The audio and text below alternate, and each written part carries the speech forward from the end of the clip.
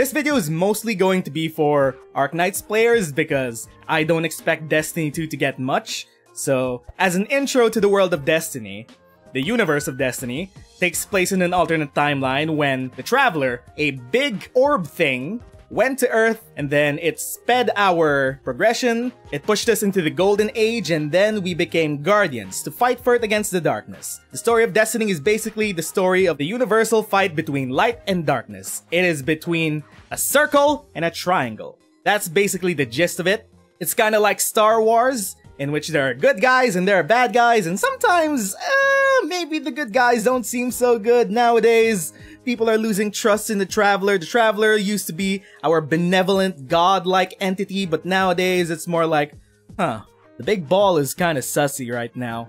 And that's where we're at in the current Destiny plotline. So that's the gist of Destiny's world. We got the fight between light and darkness.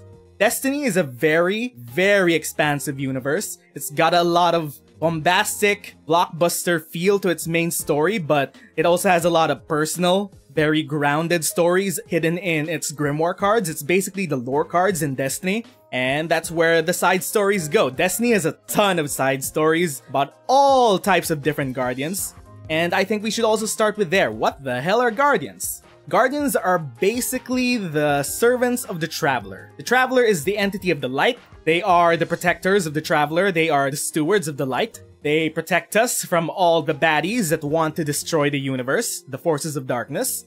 Guardians are usually split up into 3 different factions. The one in the middle that we have here is a Hunter. Hunters are basically your rogue archetype. They are a free-spirited faction of Guardians. They usually do not like staying in one place at a time. They are explorers. They are natural adventurers. So they're usually off on their own, having their own shenanigans and whatnot. The one beside him, the one I'm pointing to right now, is a Titan. Titans are a faction of Guardians which are tasked with protecting the last city. After the collapse by the darkness, most of humanity got wiped out, and then they gathered under the Traveler for protection. They became the last city, the last bastion of humanity, or so we thought, until recently. So the Titans are basically Crayon Eater, security guards, whatever. They are strong, they are big buff boys, they like punching things. They are the brawlers of the group. And then here we have the Warlocks. The Warlocks are basically the nerds of the Destiny universe. They are the space wizards of Destiny. They usually go for more intellectual pursuits, stuff based on gaining more knowledge against our enemies and whatnot. So Warlocks are basically the nerds of the universe. And these 3 are basically the 3 archetypes of Guardians that we'll see for most of the Destiny universe.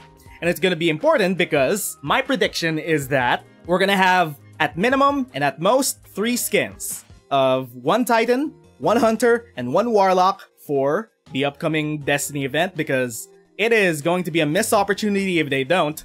Now the question is, who will get these skins? Before we go there, well, let's go to the story. I've been hearing conflicting things that, oh, it's just gonna be story vignettes, or it's gonna be a normal, full-fledged event where we get different kinds of enemies and new mechanics. I've been hearing conflicting things about that, so I'm just gonna be assuming that it's a full-fledged event. It'll be more fun that way if we speculate, assuming that. So what kind of story will we possibly see when we have an Arknights collab? Arknights in itself is a story that is very much familiar with the concept of death. We have Originium and the catastrophes threatening daily life. We have rebellion movements that are always fighting against the status quo, fighting against the social injustices that they face.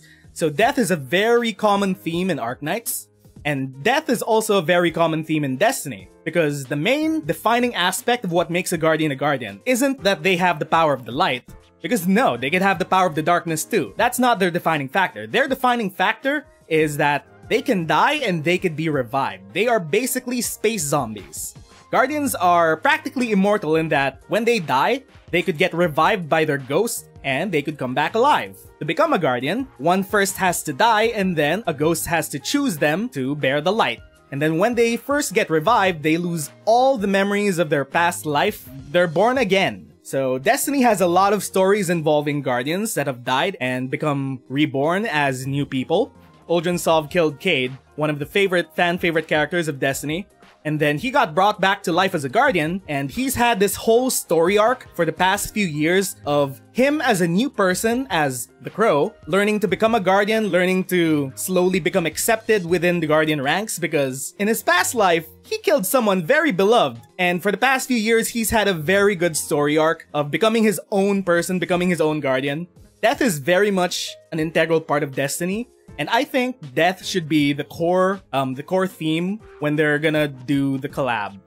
Parallel universes are pretty much a confirmation because we have a handful of characters that have come from different universes, like... So Elsie Bray is a character from a different timeline in Destiny. She's from a timeline in where the darkness won, and she traveled back in time to the current timeline of Destiny to make sure it doesn't happen. She's a time traveler. This tentacle-faced friendo is Zer.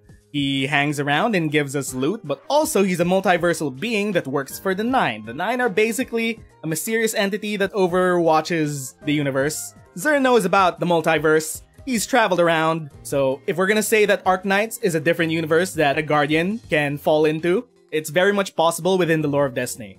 So yeah, back to what I was saying. Imagine if a Guardian falls into some wormhole and then ends up in the world of Terra. They have their ghost, they still have their light. It doesn't mean that they're disconnected from the Traveler. They still have all their powers.